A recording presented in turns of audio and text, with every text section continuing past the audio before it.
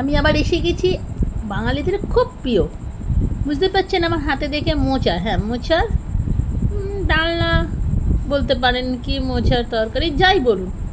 মোচাটাকে প্রথমে ছাড়িয়ে নিলাম। আসলে এই মধ্যিখানে যে মোটা ডান্ডিগুলো হয় না, ওগুলো বড্ড হজম হয় না, ওগুলোকে বাদ দিয়ে নিলাম। দিয়ে সব কটা ছাড়িয়ে নিলাম।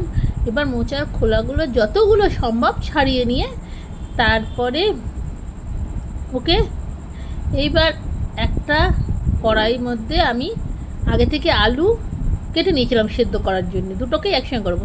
তার মধ্যে একটু নুন আর হলুদ দিয়ে দিয়েছিলাম যাতে কালো না হয়ে যায়। তার মধ্যে মোচাগুলো সব কুচিয়ে নিলাম, নিয়ে ও তার সঙ্গে কটা নারকোল, একটা নারকোল ছিল, তাই নারকোলটাকেও কুচিয়ে নিলাম। এদিকে মোচাটাকে সেদ্ধ করে নিয়ে তার জল ঝরিয়ে নিগড়ে নিয়ে রেডি রাখলাম। আলুগুলোও সেদ্ধ হয়ে গেল আমার একেবারে। আর ডালের বড়া করার জন্যে দুটো ডাল বেটে বড়া করছিলাম, তাই ছেলেদের জন্য একটু মোচা দিয়ে আলাদা করে দুটো বড়া করে দিলাম সন্ধ্যে দিকে। আদা বাটা, নিরামিষ তাই জন্যে টমেটো বাটা, জিরে গুঁড়ো, ধনের গুঁড়ো, গরম মশলা সব রেডি করে নিয়েছি, লঙ্কা বাটা।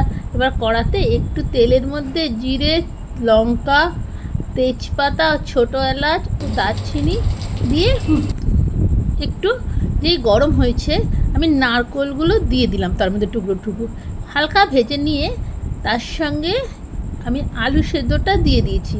যেহেতু আলুটা সেদ্ধই ছিল তাই বেশি ঝামেলা হয়নি।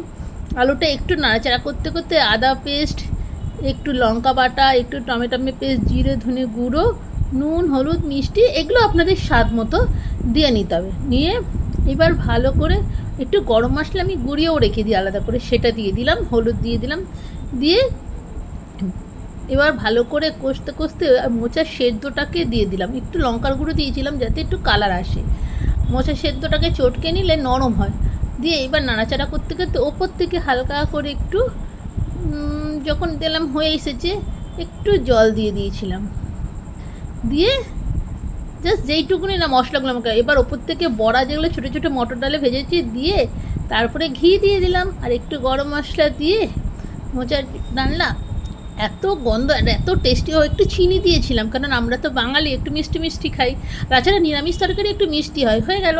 এবার আমার দ্বিতীয় রেসিপি হচ্ছে বড় বড় ডালের বড়া করেছিলাম, সেগুলো রেখে দিয়েছিলাম। যেদিনকে মোচা করি আমি ডালের বড়া করলে বেশি করে একটু কালো জিরে লঙ্কা তেলে দিয়ে এবার আমি সর্ষে, পোস্ত আর একটু সাদা তিল একটু পেস্ট করে রেখেছিলাম লঙ্কা দিয়ে, সেটা দিয়ে দিলাম। একটু নুন হলুদ মিষ্টি, ওপর থেকে দই ছিল, না ছিল কিছু না, একটু দই দিলেও ভালো হতো, আমার ছিল না, দিয়ে দিলে ভালো হতো। এবার বড়াগুলো দিয়ে দিলাম, বড়ার ঝাল। নামানোর আগে কাঁচা একটু সর্ষের তেল, আর যেহেতু বললাম না আমার অভ্যেস আছে, 2-4টে চিনির দানাও দিয়ে দিয়েছিলাম। দিয়ে ওপর থেকে কাঁচা সর্ষের তেল, গরম গরম ভাতে পুরো সত্যি। আমরা মাছ মাংস ডিম ছেড়ে এগুলো খেতে খুব ভালোবাসি, আমার ছেলের তো আর কিচ্ছু যায় না। বানিয়ে দেখুন, খেয়ে দেখুন কেমন হয়েছে, ভালো লাগলে বলবেন, আর একটু লাইক কমেন্ট শেয়ার করবেন।